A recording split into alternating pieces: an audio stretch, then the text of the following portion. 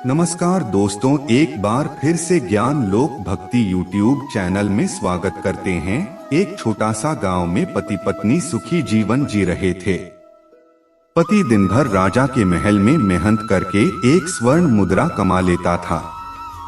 वह व्यक्ति बहुत ईमानदार था, इस कारण राजा का प्रिय था।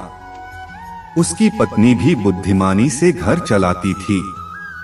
एक दिन महल से घर लौटते समय में उस व्यक्ति को एक यक्ष मिला।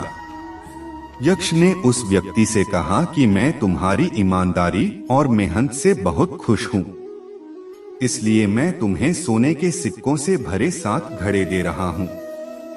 तुम्हें ये घड़े में अपने घर में मिल जाएंगे। व्यक्ति बहुत खुश हुआ।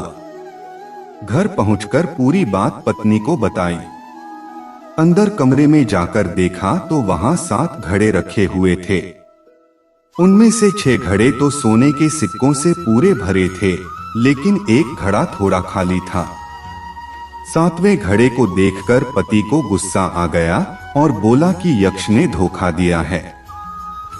पति गुस्से में उसी जगह पर पहुंचा जहां उसे यक्ष मिला था। यक्ष प्रकट हुआ और उसने कहा कि 7वां घड़ा तुम अपनी कमाई से भर लेना। व्यक्ति ने सोचा कि थोड़ा सा घड़ा भरने में कुछ ही दिन लगेंगे, मेरे पास बाकी 6 घड़े तो पूरे भरे हैं। घर आकर उसने पत्नी से कहा कि 7वां घड़ा हम खुद भर देंगे। अगले दिन से पति पत्नी ने बचत करनी शुरू कर दी और खाली घड़े में सोने के सिक्के डालना शुरू कर दिए। बहुत दिनों के बाद भी 7वां घड़ा भरा ही नहीं रहा था। धीरे धीरे पति बहुत कंजूस हो गया। वह खाली घड़े को जल्दी से जल्दी भरना चाहता था। घर में पैसों की कमी आने लगी। व्यक्ति की पत्नी ने उसे समझाने की कोशिश की, लेकिन वह नहीं माना।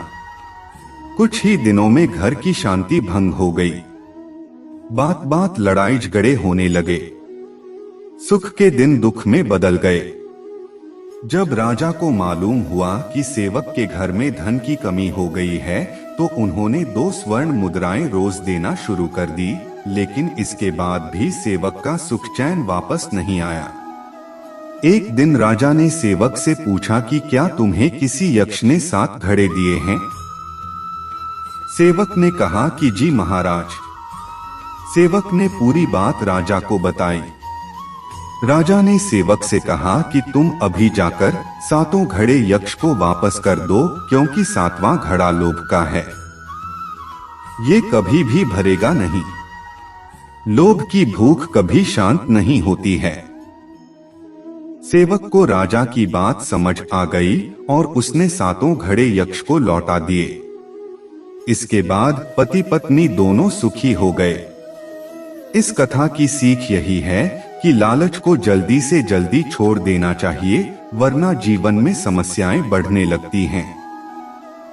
उम्मीद करता हूं यह कहानी आप सभी को बहुत अच्छा लगा होगा। आप लोगों के तहे दिल से बहुत बहुत धन्यवाद पूरा वीडियो देखने के लिए। आज के लिए इतना ही, मिलते हैं किसी नए वीडियो में। तब तक के लिए जय हिंद, जय भारत।